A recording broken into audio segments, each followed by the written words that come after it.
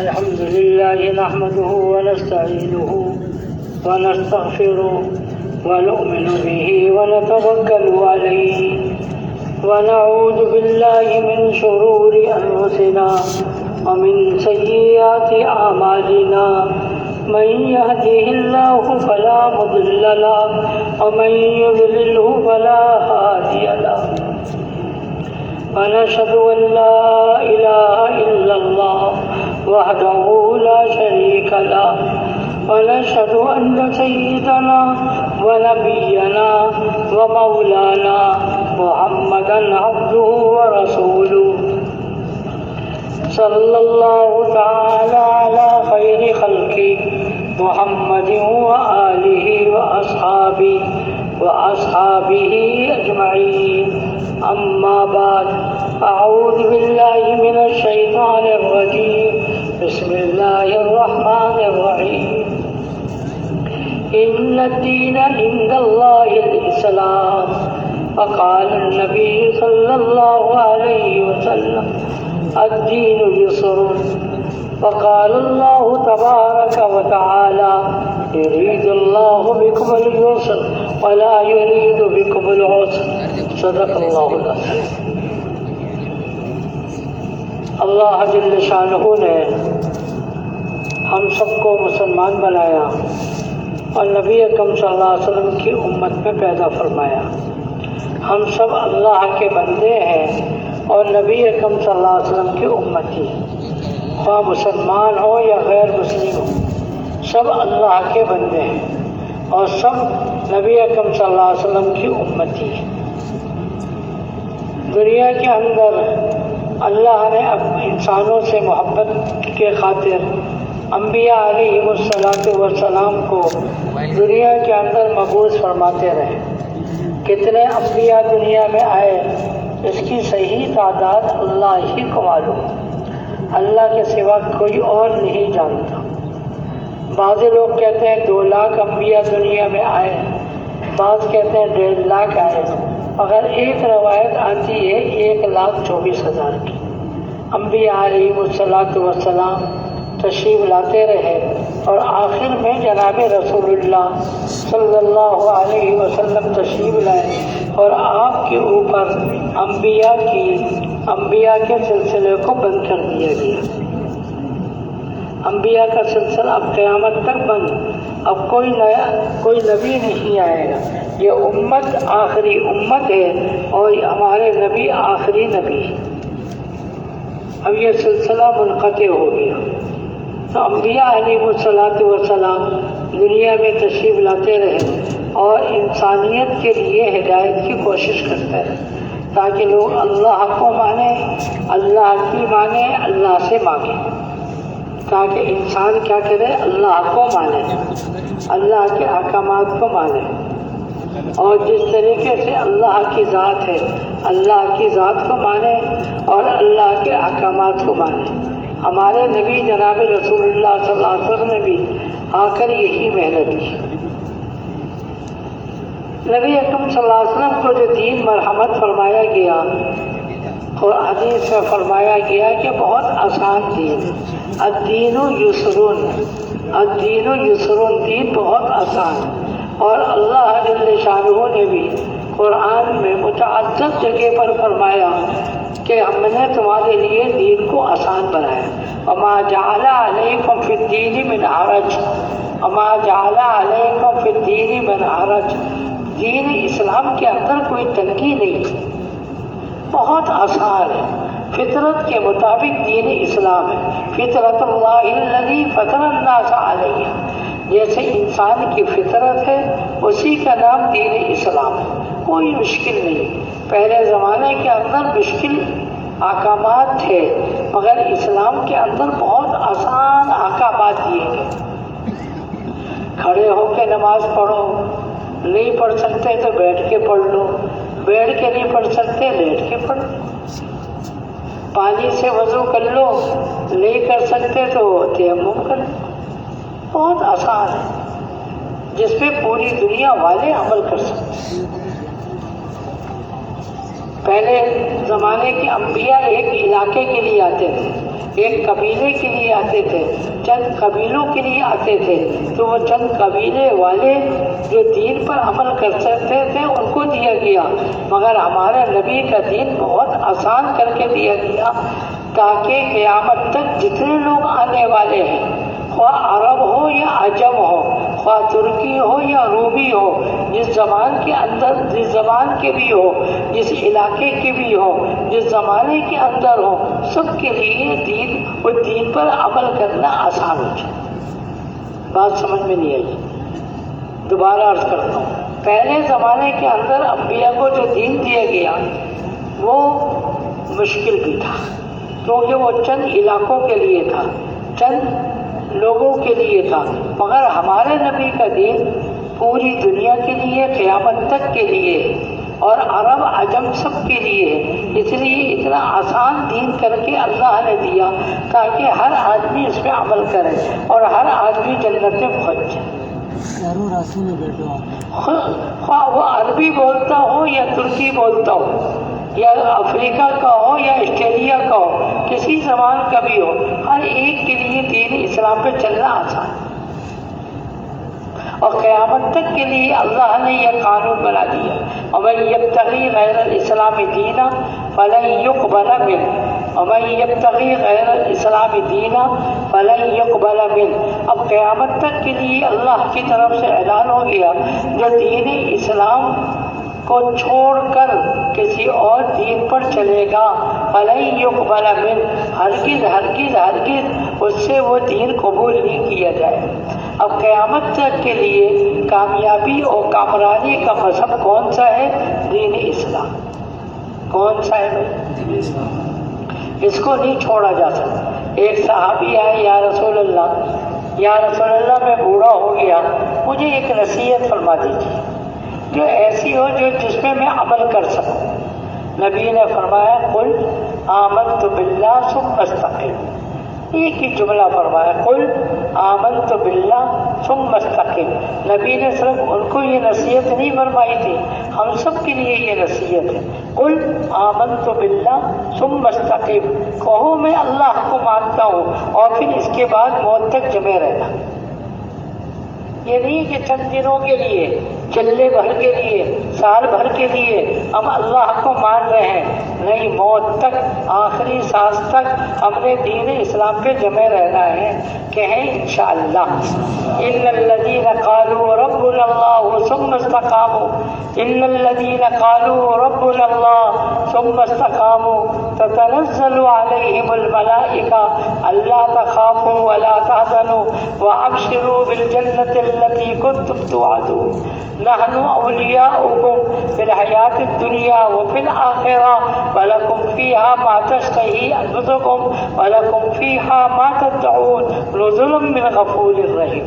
قرآن کی عجیب آیت، ان الذین قالوا ربنا اللہ ثم استقاموا، وہ لوگ جو کہ مسلمان ہوئے اور اس پر موت تک جمے رہے۔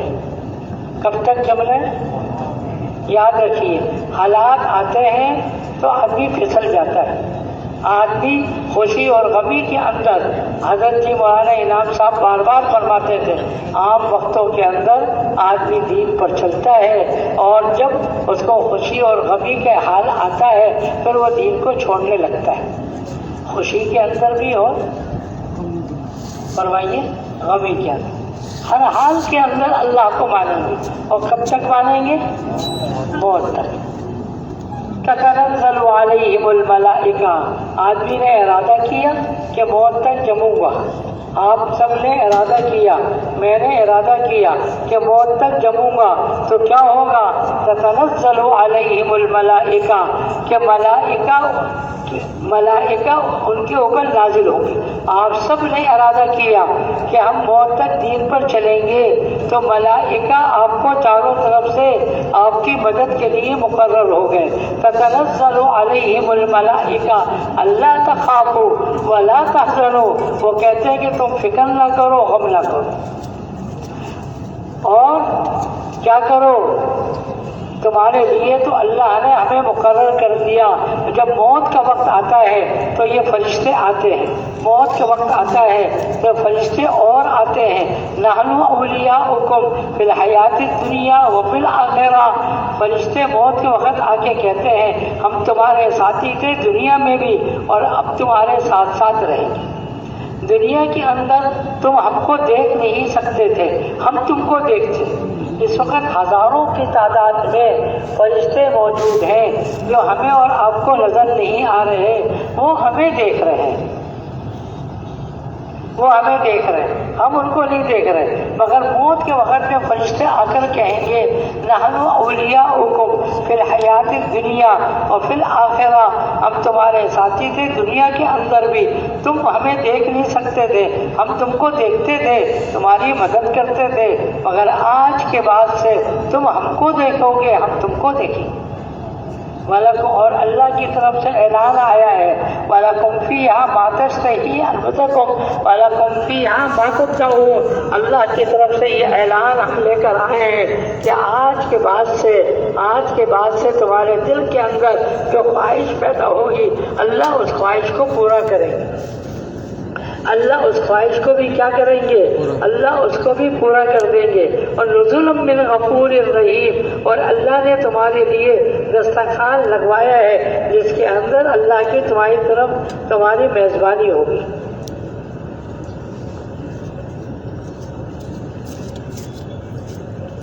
نزول کہتے ہیں وہ کھانا جو ان مہمانوں کو ابتداءً دیا جاتا ہے، اس کا موت کا وقت ہے۔ فرشتے یہ آیت پڑھ رہے ہیں، کون سی آیت پڑھتے ہیں؟ نحن اولیاؤکم فی الحیات الدنیا وفی الآخرہ ولکم فیہا ما تشتہی انفسکم ولکم فیہا ما تدعون۔ موت کے وقت میں فرشتے یہ آیت پڑھ پڑھ کے سناتے ہیں، اور بعض روایات میں آتا ہے فرشتے دوسری آیت بھی سناتے ہیں، یا ایتھا النفس المطمئنہ ارجعی الی ربک راضیۃ مرضیہ فادخلی فی عبادی وادخلی جنتی۔ اے نفس مطمئنہ، جتنے اپنے نفس کو قربان کر دیا اللہ کے حکم کے لیے، اللہ کے دربار کی طرف چلو، اللہ کو تم نے راضی کر لیا، اللہ تم سے راضی ہو گیا، اللہ نے تمہارے لیے جنت کا فیصلہ کر دیا، اپنے نیک بندوں میں داخلے کا فیصلہ کر دیا۔ موت کے وقت میں فرشتے یہ سناتے ہیں، کبھی کبھار اللہ دکھا بھی دیتے، ورنہ دنیا امتحان گاہ ہے، یہاں پر دکھایا نہیں جاتا تاکہ دوسروں کا معاملہ خفیہ رہے، مگر کبھی کبھار اللہ دکھاتے ہیں۔ ایک صحابی ہیں عبداللہ ابن عباس، کیا کون سے صحابی ہیں؟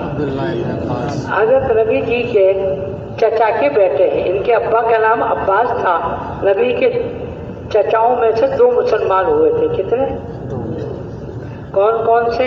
حضرت عباس اور حضرت حمزہ، 2 مسلمان ہوئے تھے۔ ان کے بیٹے تھے عبداللہ ابن عباس۔ تو عبداللہ ابن عباس کا انتقال ہو گیا، لوگوں نے ان کو غسل دیا، کفن دیا۔ جب کفن تیار ہو گیا، لپیٹ دیا گیا کفن، تو ان کو بڑا خوبصورت سے ایک پرندہ ان کے کفن کے اندر گھس گیا۔ یہ سارے مفسرین نے یہ واقعہ لکھا ہے اسی آیت کے تحت میں۔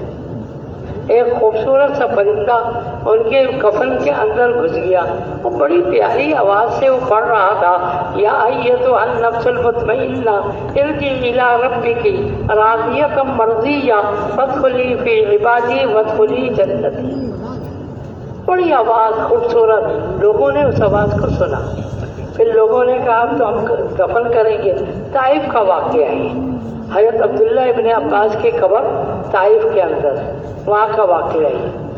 کبھی آپ طائف جائیں تو قبر پہ ضرور جائیں، بڑے محسن صحابی ہیں ہمارے، بہت سی حدیثیں ان سے منقول ہیں۔ نبی کے دور میں 3 نوجوان تو بہت تھے، مگر 3 عجیب نوجوان تھے۔ ایک عبداللہ ابن عباس، دوسرا عبداللہ ابن عمر، تیسرا عبداللہ ابن مسعود۔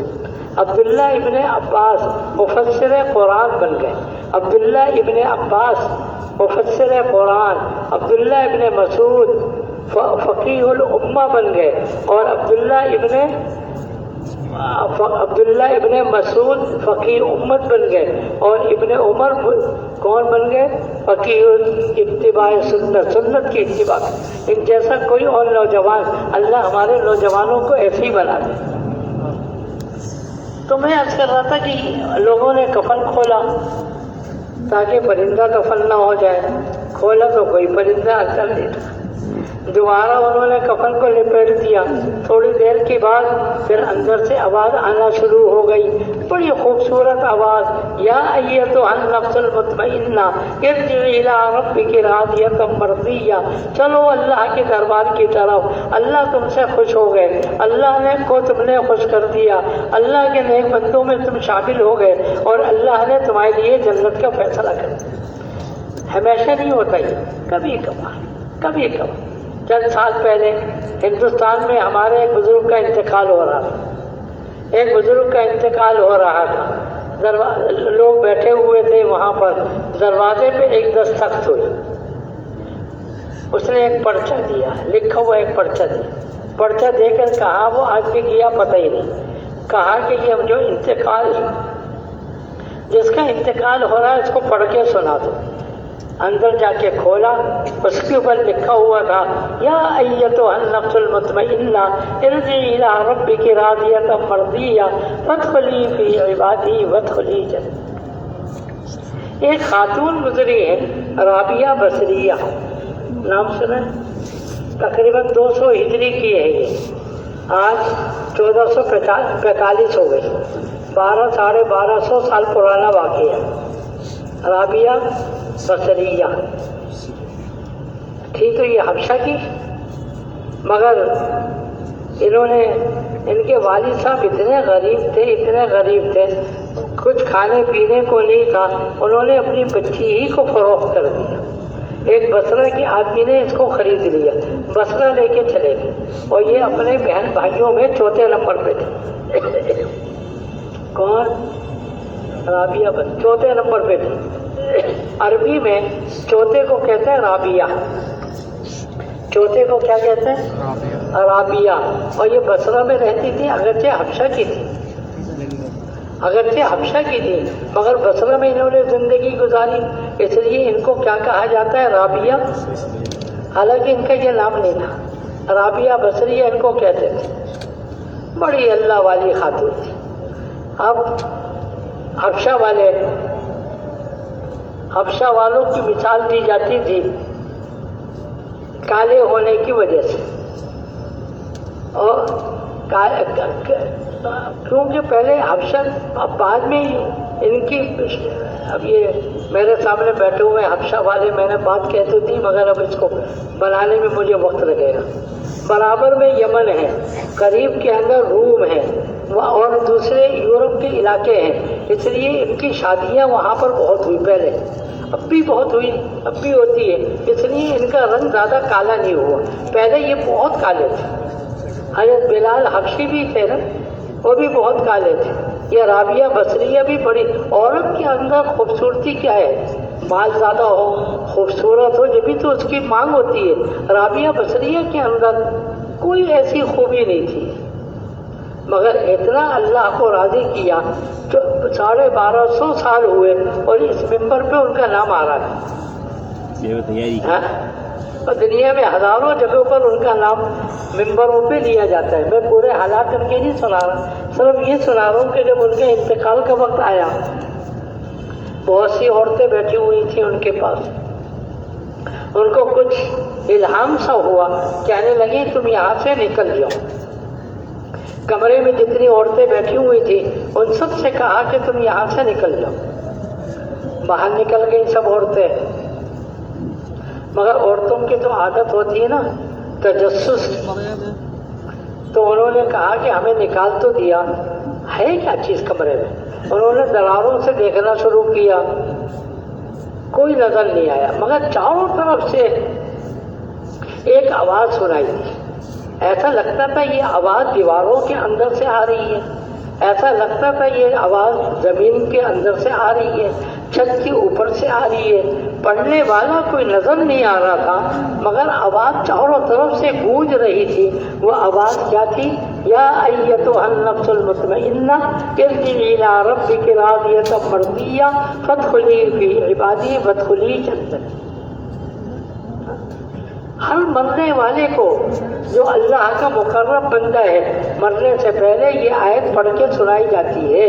کبھی کبھار اللہ زور سے پڑھوا دیتے ہیں، مگر عمومی طور سے آرام آہستہ سے پڑھا جاتا ہے۔ جس کا انتقال ہوتا ہے وہی سنتا ہے، دائیں بائیں والے نہیں سن پاتے۔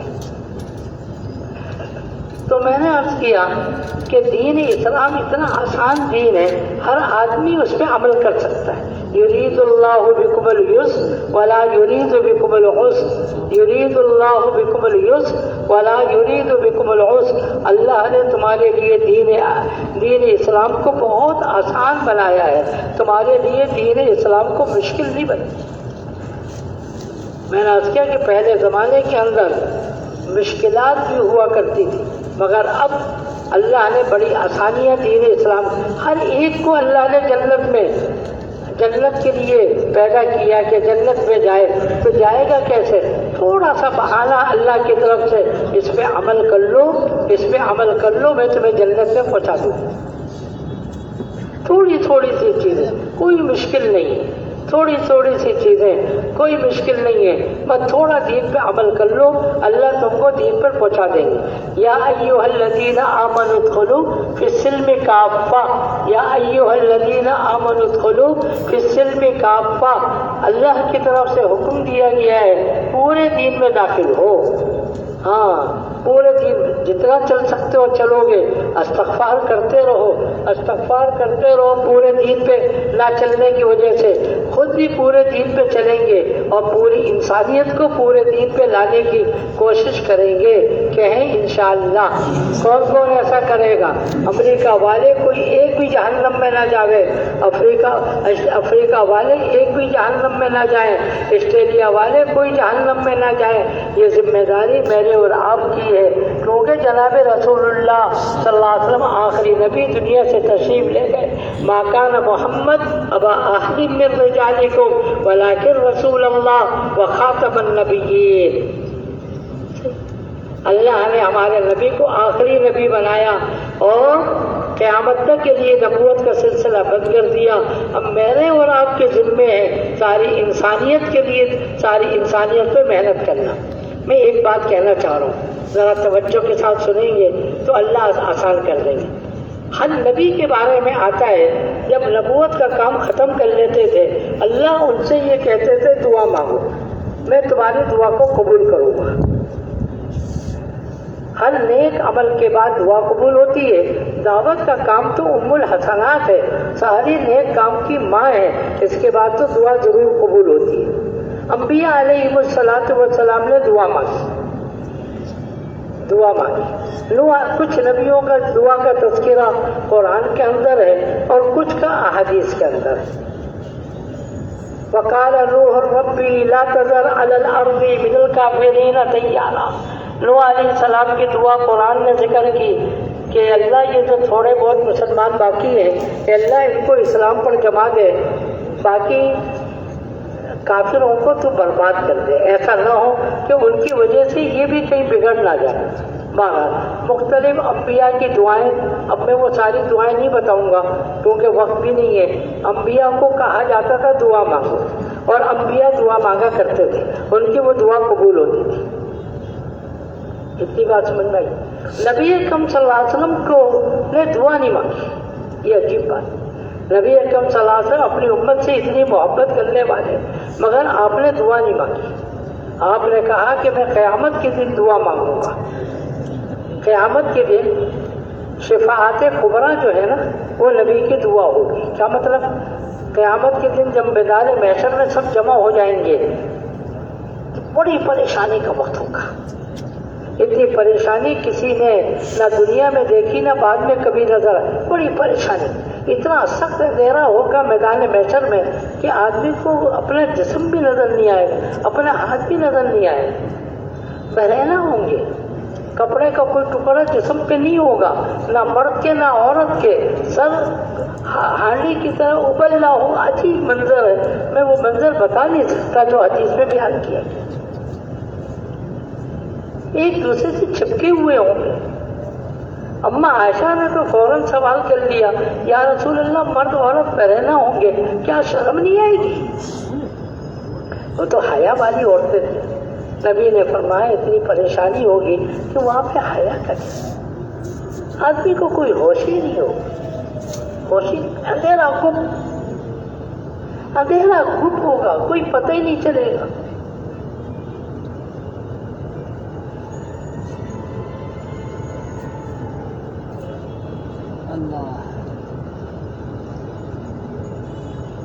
نبی اکرم سارے لوگ نوح علیہ السلام کے پاس جائیں گے، حضرت آدم کے پاس جائیں گے، ابراہیم خلیل اللہ کے پاس جائیں گے، اللہ سے کہہ کے معاملہ صاف کروا دیں۔ بہت پریشانی ہو گئی، اب برداشت نہیں ہوتی، حساب کتاب شروع ہو جائے۔ ہر نبی عذر کریں گے، ہر نبی اپنی باتیں بتائیں گے۔ حدیث میں ساری چیزیں موجود ہیں، مگر میں نہیں بتا پاؤں گا، گھڑی دیکھتا ہوں میں، تو ہر نبی عذر کریں گے مجھ سے ایک خطا ہو گئی، مجھ سے یہ بات ہو، اس لیے میں یہ سفارش نہیں کر سکتا، تم فلاں کے پاس جاؤ، فلاں کے پاس جاؤ، یہاں تک کہ سب جمع ہو جائیں گے کہاں پر؟ میرے اور آپ کے آقا جناب رسول اللہ صلی اللہ علیہ وسلم کے۔ نبی جی سجدے میں گر جائیں گے، ارفع رأسک، اللہ کی طرف سے آواز آئے گی، اے نبی جی اپنے سر کو اٹھائیے، اپنے سر کو اٹھائیے، سر مانگے جو کچھ آپ مانگتے ہیں۔ نبی کہیں گے کہ اللہ حساب کتاب تو شروع کروا دیں۔ اللہ فرمائیں گے چلو حساب کتاب تمہاری سفارش کے اوپر میں کرتا ہوں، ورنہ انسانوں نے کیا کچھ کیا ہے، کتنا ناراض کرتے ہیں ہم صبح سے شام تک اللہ کو۔ بہرحال نبی اکرم صلی اللہ علیہ وسلم نے اپنی دعا وہاں پہ چھپا کے رکھی، وہاں پہ دعا مانگیں۔ ہر نبی نے دعا مانگی کب؟ دعوت کے کام کے بعد۔ میرے نبی نے دنیا سے جانے سے پہلے دعا نہیں مانگی۔ مولانا یوسف صاحب رحمۃ اللہ علیہ عجیب و غریب شخصیت ایک گزری ہے، وہ فرماتے تھے کہ نبی اکرم صلی اللہ علیہ وسلم نے دنیا میں دعا کیوں نہیں مانگی؟ عجیب بات فرماتے تھے، ذرا توجہ کریں، غلط فہمی پیدا نہ ہو جائے، جس کے سمجھ میں نہ آئے مجھ سے باتیں پوچھ لیں مگر غلط نہ سمجھیں۔ مولانا ایسا فرماتے تھے کہ ہر نبی کے دعوت کا کام ان کے انتقال کے وقت پورا ہو گیا، ان کے انتقال کے وقت پورا ہو گیا، مگر نبی اکرم صلی اللہ علیہ وسلم کا دعوت کا کام آپ کے دنیا سے جانے تک پورا نہیں ہوا، کیونکہ آپ کی امت کو بھی دعوت کا کام دیا گیا ہے۔ آپ نے کام کیا، آپ امت دعوت کے کام میں شریک ہوگی۔ اب یہ قیامت تک دعوت کا کام چلتا رہے گا، پھر اس کے بعد یہ دعوت کا کام جب مکمل ہو جائے گا، اس کے بعد نبی اکرم صلی اللہ علیہ وسلم دعا مانگے۔ نہیں سمجھ میں آئی؟ اور ہم یہ کہتے ہیں کہ دعوت کا کام ہمارے اوپر ضروری نہیں ہے، ہمارے اور آپ کے کہنے سے کیا ضروری نہیں ہوگا؟ ایک آدمی کو آپ کہتے ہیں نماز پڑھو، نماز پڑھنا فرض ہے، وہ کہتا ہے میں نہیں مانتا۔ اس کے نہ ماننے سے کیا نماز فرضیت ختم ہو جائے گی؟ بولو، نہیں ہوگی۔ تو ایک آدمی کہتا ہے دعوت کا کام میرے اوپر ضروری نہیں ہے، کیا اس کے یہ کہنے سے کیا دعوت کا کام ضروری نہیں ہوگا؟ قیامت تک دعوت کا کام اس امت کے اوپر ضروری ہے، ضروری ہے، ضروری ہے۔ پھر قیامت کے دن نبی اکرم صلی اللہ علیہ وسلم دعا مانگیں گے، کیونکہ قیامت تک یہ دعوت کا سلسلہ چلے گا، اور قیامت تک یہ دعوت کا کام مکمل ہوگا۔ اس کے بعد آپ صلی اللہ علیہ وسلم دعا مانگیں گے۔ بات واضح ہوگی؟ تو میں نے عرض کیا کہ دعوت کے کام میں ہم چلیں گے، لوگوں کو دعوت کے کام پہ لائیں گے، پتہ نہیں کتنے ہیرے انسانیت کے اندر ہے۔ میں چند مثالیں دوں گا، بس بات ختم کروں، چند مثالیں دے کر بات ختم کروں۔ مکے کا سب سے زیادہ عقل مند دماغ کون تھا؟ عمر ابن عاص۔ کون تھا؟ جیسے کہ آج کل ہم کہتے ہیں نا کمپیوٹر تھا، وہ جس مجلس میں جاتا تھا وہ چھا جاتا تھا۔ کون؟ عمر ابن عاص۔ بہت دماغی آدمی تھا۔ جب مسلمانوں نے حبشہ کی طرف ہجرت کی، حبشہ کی طرف ہجرت کی تو مکے والوں کو فکر ہو گئی کہ کہیں ایسا تو نہ ہو کہ یہ وہاں پہ پناہ حاصل کر لیں، کوئی آدمی بھیجا جائے جو وہاں کے بادشاہ سے بات کرے تاکہ ان مسلمانوں کو ذلیل کر کے حبشہ سے نکالا جائے۔ کون جائے، کون مطمئن کر سکتا ہے بادشاہ نجاشی کو؟ سب کا اتفاق ہو گیا عمرو بن عاص، حالانکہ موجود تھے بڑے بڑے مشرکین تھے وہاں پر، مگر دماغ جو تھا نا یہ چلتا تھا کس کا؟ عمرو بن عاص۔ لوگوں نے ان کے اوپر اتفاق کیا حبشہ میں، انہوں نے کہا تم فکر ہی نہ کرو، میں تو منٹوں میں نجاشی کا دماغ بگاڑوں گا اور وہ ان مسلمانوں کو ذلیل کر کے حبشہ سے نکالے۔ مگر تماشا کیا ہوا؟ اللہ نے نجاشی ہی کو ہدایت عطا فرما دی۔ پہلا مسلمان بادشاہ تھا جو مسلمان ہوا، پہلا مسلمان بادشاہ، پہلا مسلمان تھا جس کی تو مگر جب یہی آدمی اسلام میں آیا، ایک تو نہیں ہزاروں لوگوں کی ہدایت کا اللہ نے اس کو ذریعہ بنا۔ فاتح مصر کون ہے؟ عمرو بن عاص۔ مسلمان ہوئے اور ساری صلاحیتیں ان کی کہاں لگی؟ اسلام کے اوپر۔ اب جتنے یہ کافر ہیں اور جتنے دین سے دور ہیں ان سب کی صلاحیتیں لگے کہاں پر؟ دین کے اوپر۔ ہم تو کہتے ہیں سارے امریکہ والوں کی صلاحیتیں لگے کس کے اوپر؟ دین کے پھیلانے کے اوپر۔ سارے آسٹریلیا والوں کی، یورپ والوں کی، سارے افریقہ والوں کی صلاحیتیں کہاں لگے؟ ابھی ان کی صلاحیتیں دین کے بگاڑنے میں لگ رہی ہے۔ اگر ان کی صلاحیتوں کو اجاگر کیا گیا تو یقین جانے کہ ان کی صلاحیتیں کہاں لگیں گی۔ مکے کے اندر ایک بہت بڑا بہادر آدمی تھا، اتنا بہادر آدمی تھا کہ مکے کی وادیوں میں اس سے زیادہ کوئی بہادر نہیں تھا۔ اس کا نام کیا تھا؟ عمر ابن خطاب۔ ابھی وہ رضی اللہ نہیں بنے، اتنا بہادر آدمی۔ لوگوں نے مشورہ کیا، قرآن میں اس کا تذکرہ ہے، مشورہ کیا کہ نبی جی کو شہید کر دیا جائے، قید کر دیا جائے، یہ کر دیا جائے۔ ان لوگوں نے کہا کیوں ڈرتے ہو تم، کیوں ڈرتے ہو تم؟ قتل کون کرے گا ان کو؟ میں کروں گا۔ کسی کی ہمت نہیں تھی، کسی کی ہمت نہیں تھی، مگر عمر کی ہمت تھی۔ اس سے زیادہ بہادر کوئی دوسرا نہیں تھا۔ پھر کیا ہوا؟ اللہ نے اسی بہادر آدمی کو، پہلے تو نبی کو شہید کرنے کے لیے جا رہا ہے، ابھی ایسا وقت آیا کہ ایک انگریز لکھتا ہے کہ مسلمانوں میں ایک عمر اور ہوتا تو دنیا کے اندر باطل کا نام و نشان نہ ہوتا۔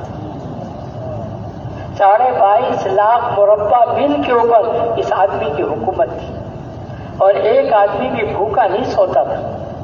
صرف انسان نہیں، جانوروں کے اندر بھی انصاف تھا۔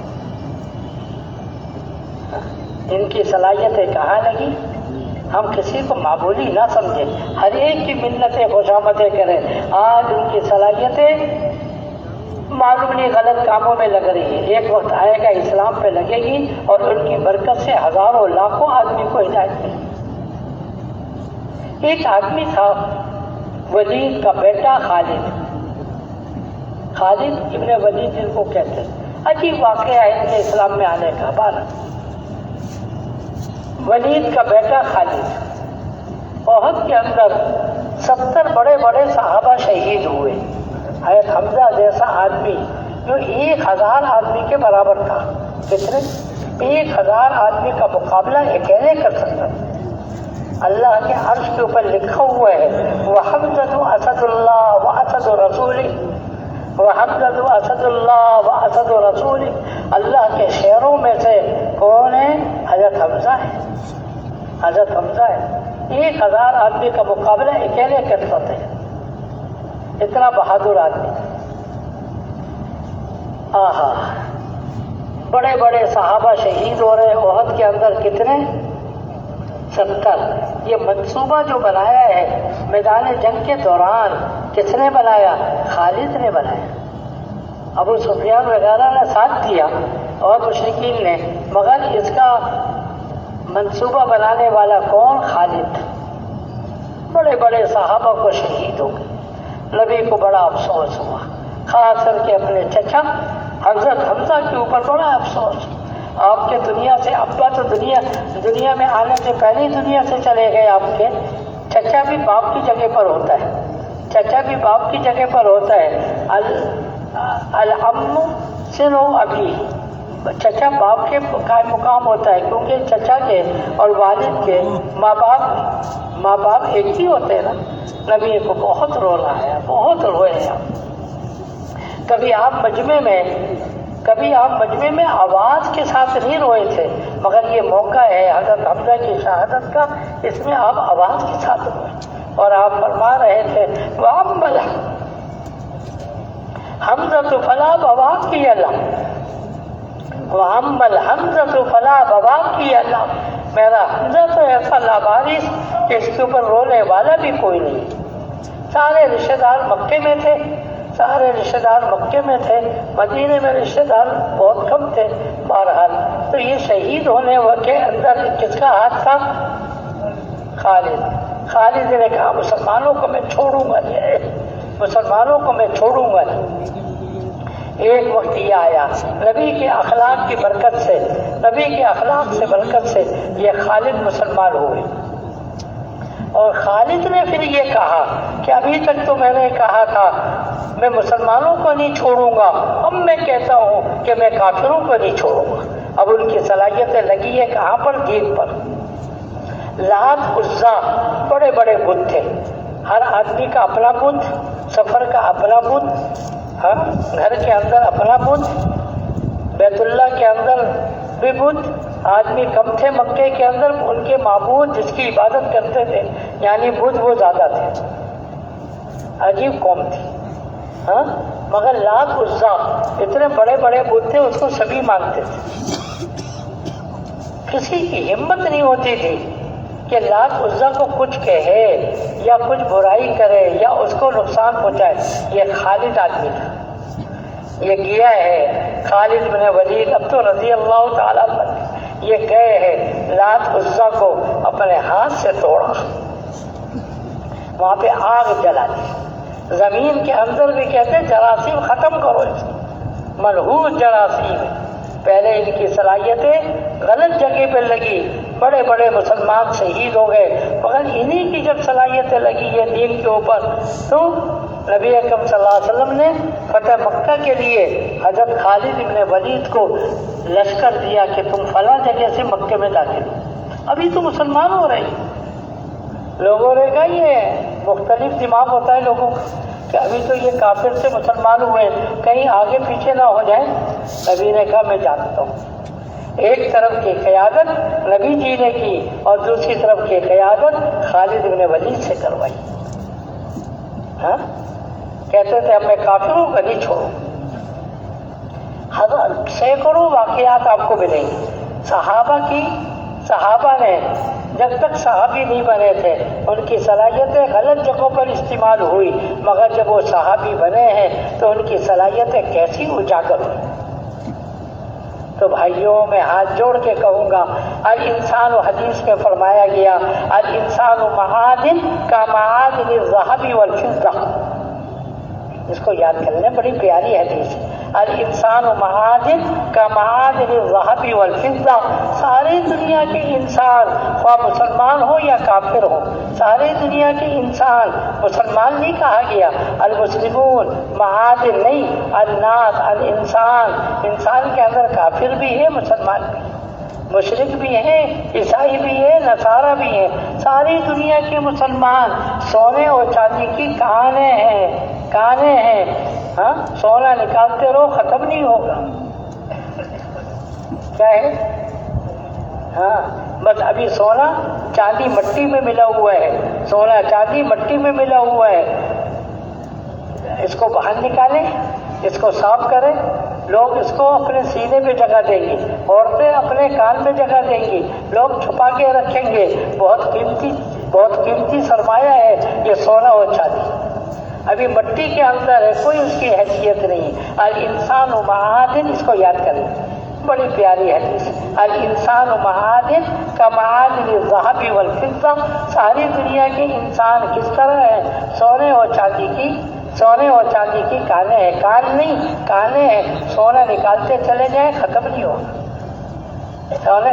हाँ, आप अब मैं इधर बैठ के आपको मिसालें नहीं दे सकता। कितने लोग हैं जो पहले दूसरे मजहब के थे मगर इस्लाम में दाखिल हुए, फिर कितना काम उन्होंने किया।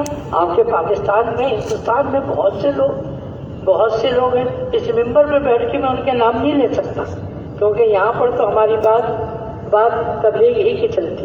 बहुत से लोग हैं जिन्होंने पहले उनकी सलाहियतें गलत जगहों पर लगी मगर जब मुसलमान हुए तो इस्लाम के झंडा उन्होंने उठाया और मौत तक इस्लाम के झंडे को गिरने नहीं दिया। तो हर एक की मिन्नतें खुशामदें करेंगे इंशाअल्लाह। अपने मोहल्लों के अंदर 8-8 घंटे देंगे। कहो इंशाअल्लाह आपके मोहल्ले के अंदर भी बड़े कीमती लोग मौजूद हैं, उनको खड़ा करें। कहाँ से कहाँ लोग पहुँचेंगे, कहाँ से कहाँ लोग पहुँच जाएंगे। तो मैं ये अर्ज करूँगा कि अल्लाह ने दीन इस्लाम हमें दिया कि इसकी जरिए से लोगों के अंदर सलाहियतें पैदा होती है, फिर वो उम्मत की हिदायत का जरिया बनते हैं। मौलाना इलियास साहब रहमतुल्लाह अलैह एक वाक़या सुनाते थे। बस वाक़या तो मैं हज़फ करता हूँ, ये सुनाऊंगा। वह हज़रत फरमाते थे तो मुसलमानों की ये शान नहीं है, इसको लिख लीजिए, बड़ी अजीब मलफूज हज़रत का। मुसलमानों की ये शान नहीं है कि वो अकेले जन्नत में दाखिल हो जाए। क्या हो जाए? अकेले जन्नत में दाखिल हो जाए। मुसलमानों की तो शान ये है कि अपने पीछे हजारों लाखों लोगों को जन्नत में लेके जाए। क्या है? अपने पीछे हजारों लाखों आदमी को जन्नत में लेके जाए। अल्लाह से उम्मीद है मौलाना इलियास साहब खुद इसका पहला मिज़दार, जब ये जन्नत में जाएंगे हजारों लाखों लोग उनके पीछे हो। मौलाना यूसुफ के पीछे अल्लाह की इल्म में है, बज़ाहिर यही है कि जन्नत में जाएंगे उनके पीछे हजारों लोग उनके पीछे हो। अल्लाह करे मैं और आप भी उम्मत के हिदायत का जरिया बने। जिंदगी तो मुख्तसर है, आज नहीं तो कल चली ख़त्म हो जाएगी, आज नहीं तो कल ख़त्म हो जाएगी। आज हम हिम्मत करें और खूब हिम्मत करें कि इंशाअल्लाह जब तक की ज़िंदगी है हम दीन के ऊपर इसको लगाएंगे। कहें इंशाअल्लाह। एक हमारे बुजुर्ग थे शाह अब्दुल अजीज दुआजू, आप में से किसी ने नहीं देखा, मैंने भी नहीं देखा। 69 के अंदर इनका इंतकाल हुआ, 1969 के अंदर टंडो आलम में इनकी कब्र है। बहुत बड़े तबलीगी बुजुर्ग थे शाह अब्दुल अजीज दुआजू। बड़े छोटे छोटे से चुटकुले कहते थे। वो एक चुटकुला उनका ये था, करते करते मरना है, मरते मरते करना है। या हमारे बाद बुजुर्ग भी कहते हैं। असल ये जुमला किसका है? शाह साहब का, शाह अब्दुल अजीज दुआजू का। क्या फरमाते थे? करते करते मरना है, आदमी की हालत खराब है, दुख भी है, दावत के काम करता रहेगा और मौत का वक्त आ रहा है जब भी क्या करेगा? जब भी दावत का काम करेगा, करते करते मरेंगे और मरते मरते कर रहे हैं। ठीक है इंशाअल्लाह। जो हाल भी आ जाए हर हाल के अंदर अपने दावत का काम करें। मालूम नहीं कितने लोग आपकी बरकत से जन्नत में जाएंगे। बहुत आसान होता है। मैं एक मिसाल दूँ, छोटी सी मिसाल। एक आदमी कहता है सुभान अल्लाह, तो जन्नत के अंदर एक दरख्त लग जाता है और जन्नत के बाज़े दरख्त इतने बड़े होंगे कि 100 साल तक घोड़ा उसके साये के नीचे दौड़ता रहे तो उसका साया खत्म नहीं होगा। क्या होगा? मैं आपको अजीब बात बताऊं, दुनिया की खुशकी इतनी नहीं है कि 100 साल तक घोड़ा दौड़े और खुशकी खत्म हो जाए। जिसके अंदर आपका अमेरिका भी है, ऑस्ट्रेलिया भी, सब कुछ इतना बड़ा दरख्त होगा और वो होगा किस चीज़ का? सोने और चांदी का होगा। कितने में मिलेगा? सुभान अल्लाह कहने पर। किस में मिलेगा? अब सब पढ़ लीजिए सुभान अल्लाह। अब ये बताइए आप मुझे कि अगर यहाँ पर 25,000 का मजमा है, आप लोगों ने एक दफ़े पढ़ा तो कितना दरख्त लगा जन्नत में? और मेरे कितने लगे? 25,000 एक। मैंने भी तो पढ़ा था। 25,001 تو میں فائدے میں رہا، آپ فائدے میں رہے۔ تو یہ دعوت کا کام صحابہ کو سمجھ میں آ گیا۔ انہوں نے کہا کہ ہم جو کچھ بھی کر لیں، جو کچھ بھی کر لیں گے، وہاں تک نہیں پہنچ سکتے جو دعوت کی برکت سے ہم پہنچ سکتے۔ حدیث فرض نماز 2 دفعے نہیں پڑھی جا سکتی، ایک ہی دفعہ پڑھتا ہے۔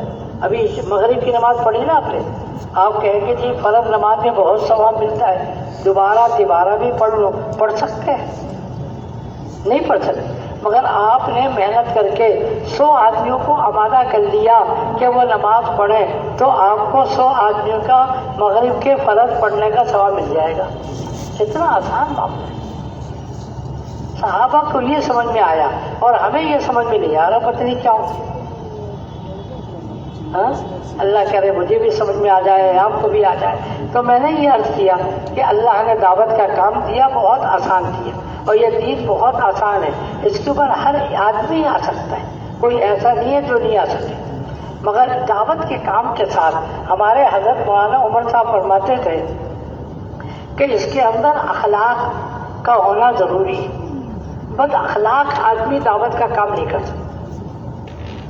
کیا نہیں کر سکتا؟ اخلاق کے ساتھ جتنا اخلاق ہمارا اعلیٰ ہوگا، وَإِنَّكَ لَعَلَىٰ خُلُقٍ عَظِيمٍ وَإِنَّكَ لَعَلَىٰ خُلُقٍ عَظِيمٍ، آپ کے اخلاق سب سے اعلیٰ ہیں۔ جتنے اعلیٰ اخلاق والا ہوگا اتنا دین کا کام زیادہ کر لے گا۔ ہم سب اپنے اخلاق کو اخلاق نبوی سے تبدیل کریں، اس کے رنگ میں اخلاق نبوی کے رنگ کے اندر اپنے ہم عادتوں کو بدلیں۔ پھر کیا ہوگا دیکھیں، آپ کی خوشبو اتنی پھیلے گی، ہر آدمی آپ کے پاس خود آئے گا اور آپ کی بات سن کر وہ اس باتوں پہ عمل کرے گا۔ اخلاق بلند، یہی اخلاق کی برکت ہے۔ حدیبیہ کے موقع پر صحابہ کی تعداد کتنی تھی؟ مکے سے چلو نکلتے، مکے سے مدینہ آئے تو مسلمانوں کی تعداد کتنی تھی؟ 40۔ کتنی تھی؟ 40۔ ایک موقع پہ نبی نے کہا کہ گنتی کرو، صحابہ کہنے لگے یا رسول اللہ آپ ڈر رہے ہیں اس بات سے کہ ہم پھسل نہ جائیں؟ یا رسول اللہ ہم پھسلیں گے نہیں، ہم جمے رہیں گے۔ نبی نے فرمایا نہیں، ویسے ہی گنتی تو کرو۔ گنتی کی گئی تو 600 تھے۔ پھر نبی نے گنتی کروائی حدیبیہ کے موقع پر صحابہ کی تعداد کتنی؟ 1400۔ کتنی تھی؟ 1400۔ مگر صحابہ اور نبی اخلاقیات والے تھے۔ پھر کیا ہوا؟ فتح مکہ آیا۔ فتح مکہ کے اندر مسلمانوں کی تعداد کتنی بن گئی؟ 10,000۔ 1 سال کے بعد تبوک آیا۔ تبوک کے اندر تعداد میں اختلاف ہے، 30، 40، 70، مانا 30,000 لگا لو کہ تبوک کے اندر 30,000 تھے۔ اب یہ مسلمان بھی اور نبی بھی اخلاقیات کے ساتھ برتاؤ کر رہے ہیں لوگوں کے ساتھ۔ تو پھر کیا ہوا؟ جب آپ نے حج کیا تو اب اس کے اندر تعداد کتنی ہو گئی؟ 1.5 لاکھ کی ہو گئی، 1,24,000 کی ہو گئی۔ یہ دین جو پھیلا ہے کس سے پھیلا ہے؟ اخلاق سے۔ صرف یہ نہیں ہے کہ ہم جا کے دعوت دے دیں بس، نہیں، اس کے دکھ درد کے اندر ہم شریک بھی ہوں، اخلاقیات کے ساتھ معاملہ بھی کریں۔ اور جتنا قیامت کے دن سب سے زیادہ قیمتی چیز کیا ہوگی؟ میزان کے اندر، ترازو کے اندر انسان کے اخلاق ہوں گے۔ انسان کے اخلاق قیامت کے دن سب سے زیادہ بھاری ہوگی۔ تو نبی اکرم صلی اللہ علیہ وسلم نے، صحابہ نے اخلاقیات کے ساتھ برتاؤ کیا، نتیجہ کیا نکلا؟ چند سالوں کے اندر پوری دنیا تو نہیں کہا جا سکتا، حجاز مقدس کے اندر دین پھیل گیا۔ ٹھیک ہے، انشاءاللہ کریں گے اخلاقیات کے، ہمارے اندر غصہ ختم کریں ہم اللہ کے لیے، غصے کے ساتھ دعوت نہ دیں، نرمی کے ساتھ۔ دائی کی ہر چیز نرم ہوگی، دائی کی ہر چیز نرم ہوگی، اس کا بول بھی نرم ہوگا، اس کی ہر چیز کے اندر نرمی ہوگی۔ اور نرمی کی کوئی شکل ہو تو میرے نبی نے کہا کہ دنیا کی سب سے زیادہ خوبصورت شکل کس کی ہوگی؟ نرمی کی ہوگی۔ نرمی کی شکل سب سے زیادہ خوبصورتی ہوگی۔ تو اگر ہم نے دعوت دی، اخلاقیات کے ساتھ دی، نتیجہ کیا نکلے گا؟ جتنا باطل دنیا کا ہے اللہ اس کو بھی ختم کریں گے اور قیامت تک کے لیے اللہ ترتیب بنا دیں گے۔ بس آخری بات عرض کر رہا ہوں، توجہ کیجیے۔ نبی اکرم صلی اللہ علیہ وسلم کو کہاں مبعوث کیا گیا؟ مکے میں۔ کہاں تشریف لایا؟ بولو تو صحیح۔ مدینے میں۔ پیدا کہاں ہوئے تھے؟ مکے میں۔ کہاں پیدا ہوئے تھے؟ مکے میں پیدا ہوئے۔ پوری دنیا کے اندر سب سے زیادہ برائیاں کہاں تھیں؟ مکے میں۔ اور روم والے کی حکومت بصرہ تک تو تھی، ان سے کہا گیا کہ مکے کے اوپر بھی حکومت کرو، چلے کہ یہ انسان تو نہیں، یہ تو حیوانات ہیں، ان کے اوپر ہم حکومت نہیں کریں گے۔ حالانکہ روم کے ماتحت تھا، ان کی حکومت بصرہ پہ ختم ہو جاتی تھی۔ اتنا برے حالات تھے، اتنے برے حالات تھے کہ میں بتا نہیں سکتا۔ ان حیوان بھی وہ حرکتیں نہیں کرے گا جو مکے والے لوگ کیا کرتے تھے۔ شر القرون کا زمانہ تھا، بہت برا زمانہ، ایسا برا زمانہ تھا زمین آسمان نے اتنا برا زمانہ نہیں دیکھا۔ مگر نبی اکرم صلی اللہ علیہ وسلم کو مکے میں بھیجا گیا، بتایا گیا قیامت تک جتنا بھی برا علاقہ ہو تم محنت کرو گے دعوت کی تو اللہ مکے والوں کو بدل سکتے ہیں، اللہ اس علاقے والوں کو بھی بدل سکتے ہیں۔ مولانا الیاس صاحب رحمۃ اللہ علیہ نے محنت جو شروع کی دہلی کے اندر نہیں شروع کی، کہاں پہ شروع کی؟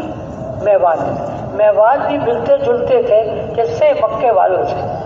بہت بری حالت تھی، کہنے کو تو مسلمان تھے مگر اسلام کی کوئی چیز ان کے اندر نہیں تھی، ایک دو کے علاوہ کوئی چیز نہیں۔ ایسی محنت کی مولانا الیاس صاحب نے مدینے میوات والوں کو بدل دیا۔ میں تھا نظام الدین میں ایک وقت میں، مجھے پتہ چلا کہ میوات کے علماء کا جوڑ ہو رہا ہے نظام الدین۔ میں نے تو سر پکڑ لیا، وہاں پہ تو کوئی کلمہ پڑھنے والا نہیں تھا، اب وہاں کے علماء آ رہے ہیں یہاں پر۔ بہت بڑی تعداد آئی علماء کی، بہت بڑی تعداد آئی علماء کی۔ ان کا 3 دن کا جوڑ تھا نظام الدین۔ اچھی بات۔ ایسی میں قیامت تک جتنے بھی برے حالات ہو ہم مایوس نہیں ہوں گے، ہم محنت کریں گے، اللہ انشاءاللہ کیا کریں گے؟ تبدیلی لے آئیں گے۔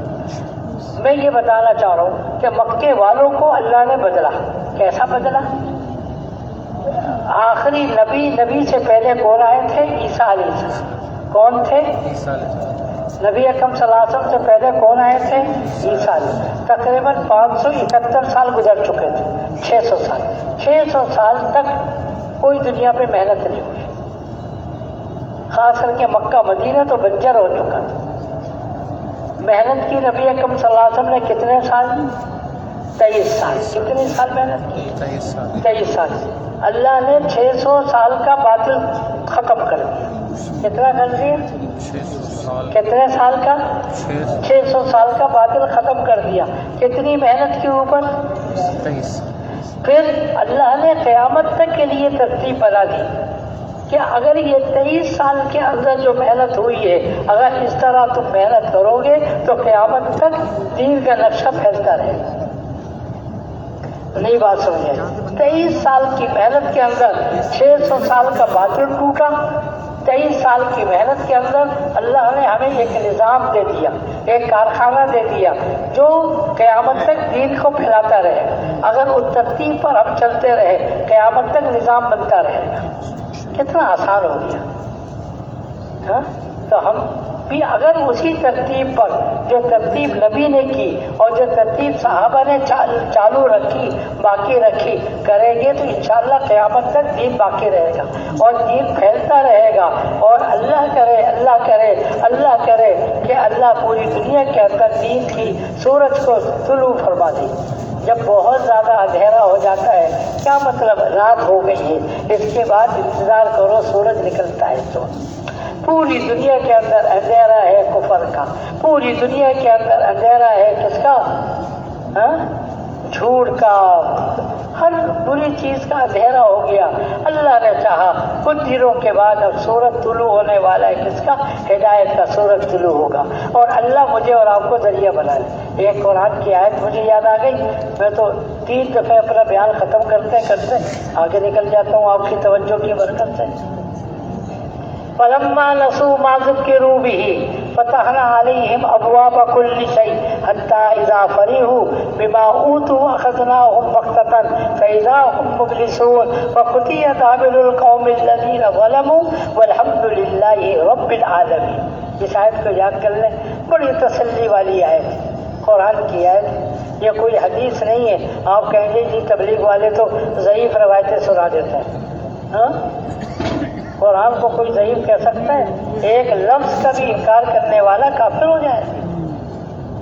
فلما نسوا ما ذكروا به فتحنا عليهم ابواب كل شيء حتى اذا فرحوا بما اوتوا اخذناهم بغتة فاذا هم مبلسون. ایک وقت ایسا آتا ہے چاروں طرف سے گمراہیاں ہوتی، باطل والے دندناتے ہیں. یہ مولانا عمر صاحب کا ترجمہ ہے. باطل والے دندناتے ہیں اور حق والے دیوار کی طرف لگ جاتے ہیں. معاشرے میں حق والوں کی کوئی حیثیت نہیں ہوتی. باطل لوگوں کی لوگ عزت کرتے ہیں، باطل لوگوں کے لوگ اچھلتے رہتے ہیں، حق والوں کو کوئی پوچھتا ہی نہیں. مگر دین کا کام کرنے والے دین کی محنت کرتے رہتے ہیں، دین کی محنت کو نہیں چھوڑتے. نتیجہ کیا نکلتا ہے؟ اخذناہم بغتۃ. یہ جملہ یاد رکھیے، اخذناہم بغتۃ، ہم ان کو اچانک پکڑ لیتے ہیں. بغتہ عربی زبان میں بغتہ کہتے ہیں اچانک. اخذناہم بغتۃ، ہم ان کو اچانک پکڑتے ہیں. کون؟ جو باطل والے دندناتے ہیں اور حق والوں کو سائٹوں پہ لگا کے رکھتے ہیں، ان کی بات بھی نہیں سنی جاتی. اخذناہم بغتۃ، مگر یہ دعوت دینے والے سب کی ہمدردی میں دعوت دیتے رہتے ہیں. اخذناہم بغتۃ، تو اللہ ان کو اچانک پکڑتے ہیں. فاذا هم مبلسون، پھر کیا ہوتے؟ مایوس ہو جاتے، کوئی بھاگنے کی جگہ بھی نہیں ملتی. فاذا هم مبلسون. دنیا میں کتنے بادشاہ آئے جو کہتے تھے کہ بڑی ہماری طاقت ہے. فاذا هم مبلسون، بھاگنے کی جگہ بھی نہیں ملتی. جب حق پھیلا ان کی وجہ سے، لوگوں نے کہا بھائی تم نے تو بڑی قربانی کی، بڑی محنت کی، تم نے تو سال لگایا، 1.5 سال لگایا. وہ یہ نہیں کہتے کہ ہم نے کیا کچھ، وہ کہتے ہیں وَقُضِيَ دَابِرُ الْقَوْمِ الَّذِينَ ظَلَمُوا. پھر کیا کرتے ہیں؟ اللہ باطل کی جڑوں کو کاٹ کے پھینک دیتے ہیں. پھر حق والے کیا کہتے ہیں؟ الحمدللہ رب العالمین، ہماری محنت سے کچھ نہیں ہوا، کرنے والی ذات کس لیے؟ اللہ کی. ہم نے نہیں کیا، ہم سے کچھ نہیں ہوا، کرا کس نے؟ اللہ نے کیا. والحمدللہ رب العالمین. ساری دنیا کے اندر اس وقت باطل چھایا ہوا ہے. آپ گاڑی رکھ کر کسی محکمے میں جائیں تو گاڑی والوں کی عزت نہیں کی جاتی. ہمارے مولانا عمر صاحب کہنے لگے، بڑی عجیب باتیں فرماتے تھے. فرمانے لگے ایک لڑکا 4 مہینے لگائے اس نے ہمارے ہندوستان میں. کہنے لگے کہ جی میری شادی کروا دو، میں ملکوں میں جاؤں گا. اس کی اماں، اس کی بڑی بہن کہنے لگے بھائی جان ہم تمہاری شادی کیسے کروا دیں؟ اب تو تمہاری جو بہن ہے لوگ اس کی بھی شادی نہیں کر رہے. کہتے ہیں کہ یہ ملا کی بہن ہے. نہیں سمجھ آئی؟ تمہاری شادی کا پیغام ہم کہیں دیتے ہیں تو وہ تو کہتے ہیں کہ یہ تو ملا بن گیا، اس کی ہم کیسے اپنی بچی کو دیں گے. اور تمہاری کیا شادی، تمہاری بہن کی بھی ہم کہیں بات ڈالنے کے لیے جاتے ہیں تو رشتہ دار یہ کہتے ہیں کہ بھئی ہم تو نہیں کر سکتے تمہارے گھر پہ شادی. تمہارے گھر پہ تو تمہارا بیٹا یا تمہارا بھائی ملا بن گیا، وہ تو ملا پناہ کرے گا گھر کے اندر، ہم تو اپنے بچی کو تمہارے گھر پہ نہیں دیں گے. یہ معاشرہ بن گیا ہمارا پوری دنیا میں علی العموم الا ماشاء اللہ. میں یہ نہیں کہہ رہا سب جگہ. اب یہ کوئی کہے گا جی میری تو شادی ہوئی تھی، میں نے 3 چلے لگا لیے، میری جلدی سے شادی ہو گئی. ایسے بہت تھوڑے ہوتے ہیں. مگر پوری دنیا میں ایک اندھیرا چھایا ہوا ہے. اس وقت کام کرنے والے جمیں، کام کرنے والے ادھر ادھر نہ دیکھیں، کام کرنے والے آگے بڑھتے رہیں. یہ نتیجہ کیا نکلے گا؟ فقضی دابر القوم الذین ظلموا، کام تو اللہ نے کرنا ہے، اللہ باطل کا نظام ختم کر دے۔ اب آپ کہیں گے کہ ہوگا کیسے؟ دماغ میں آپ کا ایک سوال آ رہا ہے، ساری دنیا کے اندر اوپر سے نیچے تک باطل چھایا ہوا ہے، اور تم کہتے ہو کہ گشتوں سے ہوگا، تم کہتے ہو سے روزہ لگانے سے ہوگا، یہ ہوگا کیسے؟ ایک بزرگ سے مولانا صاحب سے کسی نے کہا یہی جملہ کہ ہوگا کیسے؟ فرمایا لگے ہم کب کہتے ہیں کہ ہم کریں گے؟ کرنے والی ذات والے، ہم اپنے سے کرنے کو نہیں کہہ رہے، ہم تو اللہ کے کرنے سے کہہ رہے ہیں کہ اللہ کریں گے، اور اللہ ان اعمال پہ کریں گے جو اعمال نبی اکرم صلی اللہ علیہ وسلم امت کو دے کے گئے تھے۔ اس کے علاوہ کوئی اور عمل نہیں ہے جو نبی اکرم صلی اللہ علیہ وسلم نے اپنی 23 سالہ زندگی میں ہمیں دیا، 23 سالہ نبوت کی زندگی میں ہمیں دیا۔ 600 سال کا باطل اللہ نے 23 سالہ محنت سے توڑا، اور قیامت تک کے لیے اللہ نے نقشہ بنا دیا کہ قیامت تک دین پھیلے گا تو اس ترتیب سے پھیلے گا جو ترتیب میں نے اپنے حبیب جناب رسول اللہ صلی اللہ علیہ وسلم کو دی۔ ٹھیک ہے، کریں گے انشاءاللہ، ادھر ادھر تو نہیں بھٹکیں گے۔ لوگ کہیں گے یوں کرو یوں کرو، ہم اپنی عقل پہ نہیں چلیں گے، ہم تو وہ چلیں گے جو کہ ہمارے نبی نے بتایا۔ اس کو یاد رکھیں، لوگ بڑے اچھے اچھے طریقے بتائیے، یہ کرو، اللہ نے دین دیا ہے، اور اللہ نے ہی دین کی محنت اپنے نبی کے ذریعے سے ہمیں دی، اس کے علاوہ ہم کسی اور جگہ نہیں دیں۔ انشاءاللہ اسی محنت سے اللہ نے مکے کا باطل کو توڑا، اسی محنت کی برکت سے اللہ نے روم کے باطل کو توڑا، اسی کی برکت سے اللہ نے کسرے کی حکومت کو توڑا۔ یہی وہ دعوت ہے جس کی برکت سے اللہ پوری دنیا کے اندر دین کو عام کرے گا۔ مگر ہم دعویٰ نہیں کریں گے ہماری محنت سے کچھ ہوا، وہ تو اللہ کی ذات ہے، اللہ کرے، مگر یکسوئی کے ساتھ محنت میں لگے رہیں۔ یہ بڑی محنت، بڑی یکسوئی کے ساتھ محنت میں لگنے کا وقت ہے، کریں گے انشاءاللہ۔ اب ذرا جمے رہیں، بیٹھے رہیں، تشکیل تک بیٹھے رہیں، اور تشکیل کے بعد پھر اپنی ترتیبیں بنائیں گے۔